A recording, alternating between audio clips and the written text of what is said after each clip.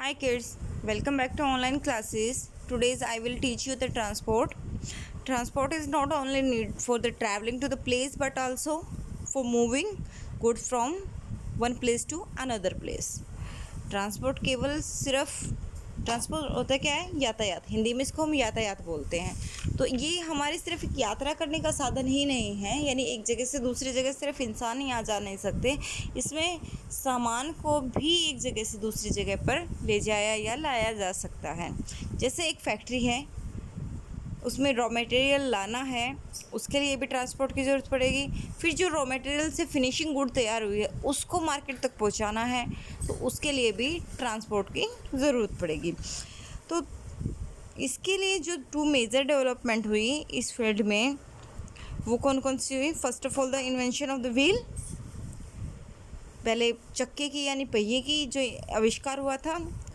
In the ancient times the cart with the wheels were very important mode of the transport. फिर उसके बाद जो दूसरी invention हुई थी जो जेम्स वाट ने की थी, वो हमारे क्या था? Steam engine. It is the second most important invention in the history of transport. ये ट्रांसपोर्ट में दूसरी सबसे महत्वपूर्ण थी। जो इंजन था स्टीम वाला, जो मिस्टर वॉट ने डिस्कवर किया था, इन्वेंट किया था, उसमें क्या था कि उसमें कोयले के फ्यूल को यूज़ किया जाता था। किसके फ्यूल को? कोयले के फ्यूल को, यानी ईंधन के रूप में किसको यूज़ किया जाता था? कोयले। और उसी से क्या बनाते थे? स्टीम बनती थी। स्टीम यानी भाप बनती थी। लेकिन जैसे जैसे टाइम बीत रहा है तो इंजन में मतलब अलग अलग इंजन आ रहे हैं, डीजल के हैं, इलेक्ट्रिसिटीज़ के हैं, पेट्रोल्स के, तो अलग अलग इंजन आ रहे हैं। और ट्रांसपोर्ट का मोड भी चेंज हो रहा है। हम फास्टर ट्रांसपोर्ट एज में अब जी रहे हैं, सबसे फास्टर ट्रांसपोर्ट में, और में जहाँ पे बुलेट ट्रेनें हैं, मेट्रो ट्रेनें हैं, एयरप्लेन है। एरोप्लेन में देखा ना आप सबने? तो अब जानते हैं कुछ और आगे ट्रांसपोर्ट के बारे में। तो आगे है mean of the transport. Mean of transport, the mean of the transport required in a particular country depend on its geographical limitation on the needed of its industries.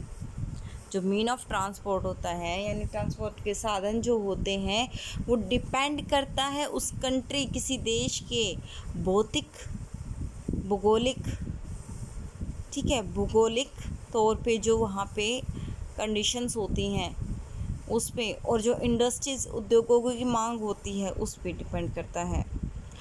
वैसे इसको हम 3 कैटेगरीज में डिवाइड करते हैं।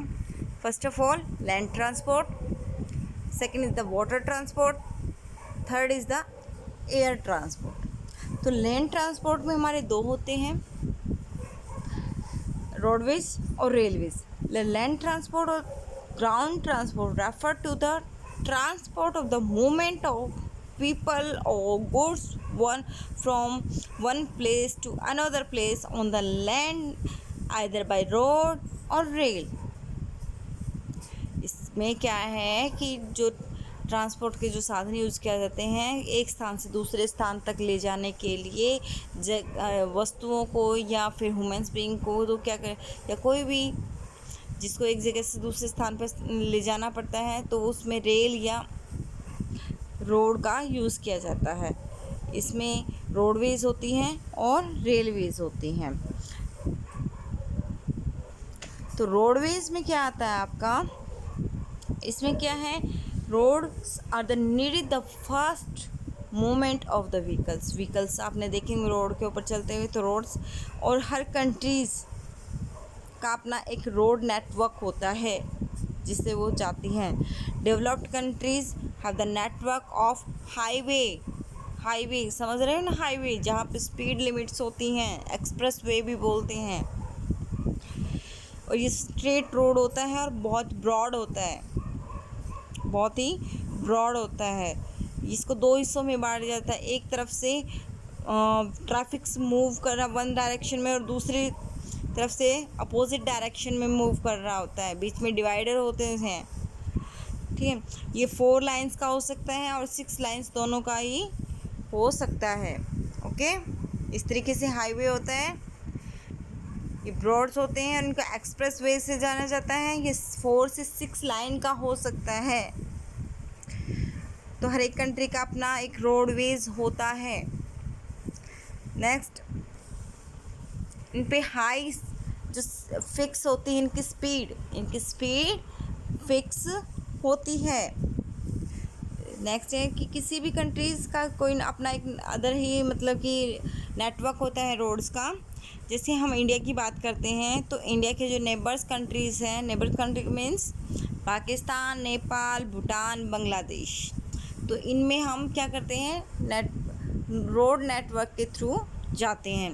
और जो हमारा सिलीगुड़ी कॉरिडोर इन वेस्ट बंगाल में कनेक्टेड है, वो हमें हमारे जो पड़ोसी देश हैं, सिलीगुड़ी वाला जो हमारा हाईवे है, सिलीगुड़ी वाला रास्ता, वो हमें हमारे पड़ोसी देश नेपाल के साथ जोड़ता है। कुछ जगहों पे क्या है कि जहाँ पे डेवलपमेंट नहीं हुई है रोड की, वहाँ पे कुछ कच्चे रास्ते भी जाते हैं जिनमें मेटल्ड या सीमेंटेड नहीं बनाए गए हैं। जो मेटल्ड और सीमेंटेड होते हैं उनको हम रोड बोलते हैं, और जो नहीं होते हैं, जिन पे मिट्टी होती है, उनको हम कच्चा रास्ता बोलते हैं, कच्चा रोड। उसके बाद जो ट्रांसपोर्ट के ड्रॉबैक्स होते हैं, 2 मेजर्स हैं। Firstly, something is not possible to construct the roads on the difficult such as the hilly area. कहता है कि कुछ ऐसे जगह होती हैं जहाँ पे हम रोड नहीं बना सकते, जैसे कि हिली एरिया। दूसरा क्या होता है कि कुछ जो होते हैं, this is the mean of the transport can not be use to traveling long distance. ये सबसे लंबा, ये हमारे लिए तब लाभदायक नहीं होता जब हमें लंबा जाना पड़ता है। नेक्स्ट है रेलवे।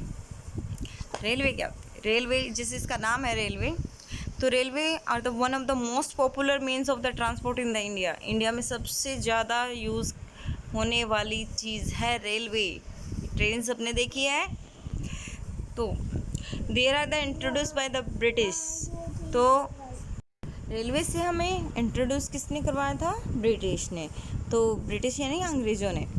तो they are the used for the carry bulky goods over the long distance. ये क्या है? लॉन्ग डिस्टेंस के लिए जो भारी सामान होता है उन पे काम करते हैं। और तो ये क्या है, एक जगह से दूसरी जगह छोटी और लंबी डिस्टेंस के जितने भी होते हैं ये लेके जाते हैं।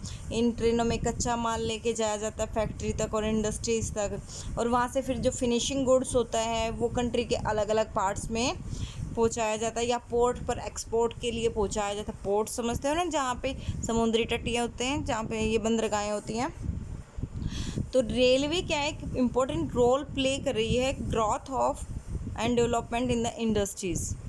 ये ग्रोथ और डेवलपमेंट इंडस्ट्रीज़ के अंदर अपना एक बहुत बड़ा रोल प्ले कर रही हैं। The USA has the largest network of railway in the world. सबसे बड़ा जो नेटवर्क है रेलवे का वो कहाँ है? USA के अंदर।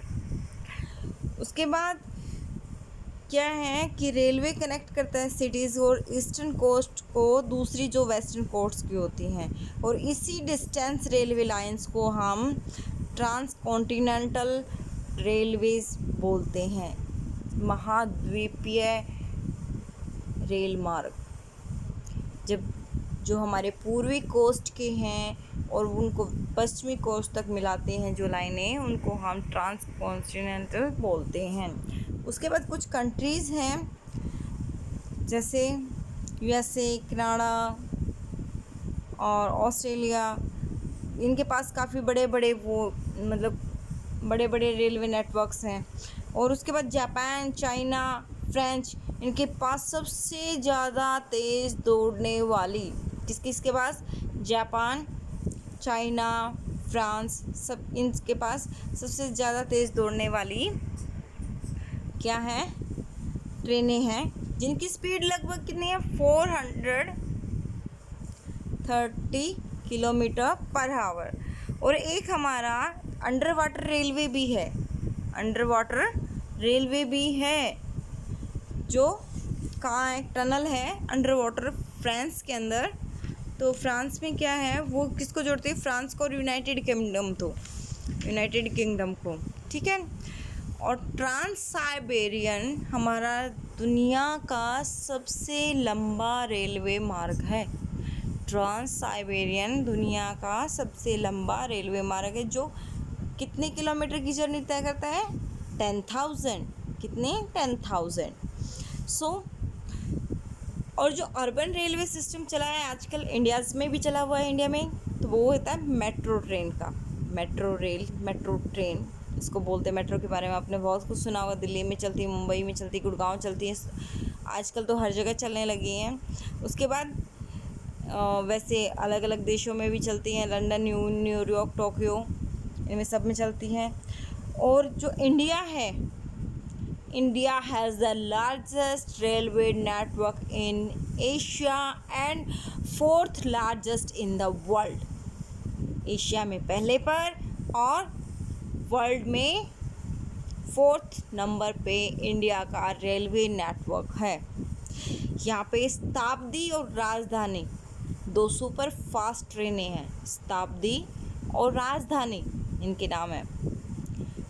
The network of the metro rail system is also developing at a fast pace.